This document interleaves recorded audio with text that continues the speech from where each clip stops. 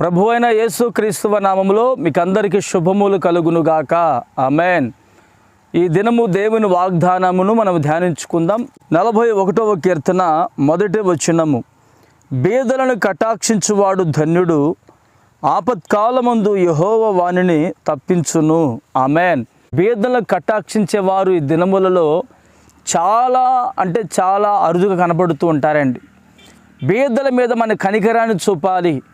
బీదల మీద మనము కటాక్షించినప్పుడంట యేసయ్య మనలను అపాయం నుంచి తప్పిస్తాడండి. మనలను పొంచి ఉన్నటువంటి ప్రమాదం నుంచి తప్పిస్తాడు. దినములలో చాలామంది చూడండి, ఏదైనా ఇంట్లో ఫంక్షన్ పెట్టుకున్నా, లేక బర్త్డే కూడిక పెట్టుకున్నా, ఏదైనా ప్రేయర్ పెట్టుకుంటే మనకు తెలిసినటువంటి సంఘస్థులని, తెలిసిన వారిని, అన్యులను, రక్త సంబంధికులు మాత్రమే పిలుచుకుంటూ ఉంటారు. అయితే వాక్యం ఏమంటుందంటే, మొదట నీవట వీధిలోకి వెళ్ళిపోయి బేదలను, ఏమీ లేని బేదలను పిలుచుకొని ఇంటిలో ప్రార్థన పెట్టుకోవాలట. ఎందుకంటే వారికి తిరిగి చేయడానికి వారికి ఏమీ లేదు కాబట్టి. ఆ లేనటువంటి వారికి మనము ఎప్పుడైతే సహాయకునిగా మనం నిలిచి ఉంటామో అప్పుడు యేసయ్య మనలను ధన్యులుగా మారుస్తాడండి. వాక్యం ఏమంటుందంటే, బేదల కటాక్షించువాడు ఆపత్కాలమందు యెహోవాని తప్పిస్తాడు. ఈ రోజున మనము బేదలను కటాక్షించే వారముగా ఉన్నామా? బేదను త్రోసి వేయుచున్నామా?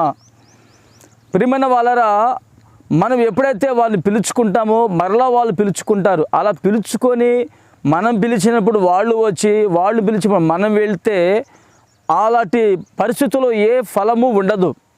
మనం ఎప్పుడైతే బీదల మీద కనికరపడి మన చేతుల కష్టార్జితంలో మన వంతు వారికి సహాయముగా నిలిచి ఉంటామో ప్రభు మనకు జ్ఞాపకం చేసుకొని మనకు అవసరమైనటువంటి ఈవులు కానీ, మనకు అవసరమైన ఉన్నటువంటి అక్కర్లు కానీ, మనకు ఒకవేళ ఆపద అనేది సంభవించినప్పుడు ఆ ఆపద నుంచి ప్రభు తప్పిస్తాడు. ఆ ఆపద నుంచి ప్రభు మనల్ని విడిపిస్తాడు. ఈ రోజున నీవు బీదలకు కనికరించే వ్యక్తిగా నీవు ఉండాలి. ఆ బీదలను ఎప్పుడైతే కనికరిస్తావో బైబిల్ గ్రంథంలో ఒక మాట రాయబడింది, బీదలను కనికరించే దేవునికి అప్పించువాడట.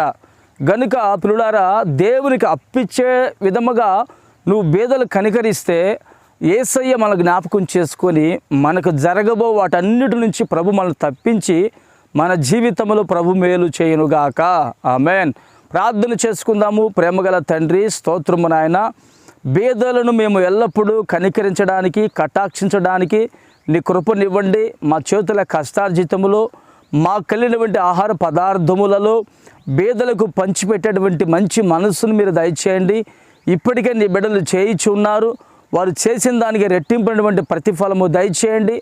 ఆపత్కాలమందు వారు మొరపెట్టినప్పుడు వారి మొరకు మీరు సమీపంగా ఉండి వారి జీవితంలో మీరు నెమ్మదిని కలుగు చేసి మహిమ పొందుకోమని యేసు నామమున ప్రార్థిస్తున్నాను తండ్రి. ఆమేన్.